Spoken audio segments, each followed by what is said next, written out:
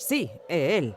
Logo de algún contratempo, volve renovado e con mellor cara. San Vicente volverá a lograr o milagre de facer manar viño pola fonte nun dos lugares máis emblemáticos do casco histórico, a Praza do Campo, pero este ano con novidades desde o venres. Xa temos un feito que era moi característico, moi significativo del casco histórico, con unha tradición, e o que quixemos neste caso foi que el resto dos establecementos del casco histórico participasen tamén do milagre.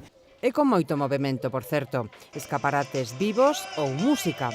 Movemento tamén para identificar os establecementos colaboradores, máis de 150 que adornan as súas entradas con acios de uva na honra de San Vicente, e tamén con sorpresas. Os que compren, pois, vais a dar uns boletos, e estes boletos son para un sorteo que se fará, ten que ser, eso sí, é presencial, e vai ser o próximo domingo, a 1 da tarde, creo que na fonte do San Vicente. En unha shopping experience que se prece non pode faltar hoxe en día unha blogueira.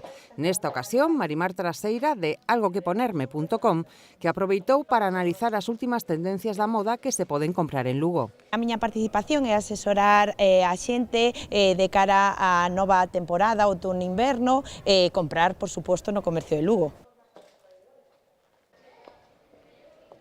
Pareceme moi ben para incentivar o comercio lucense e, sobre todo, se ao final da xornada podes tomarte un viño gracias ao milagre de San Vicente. O sábado continuarán durante todo o día as actividades da San Vicente Shopping Experience e tamén se poderán degustar distintas tapas realizadas na honra do santo por establecementos colaboradores.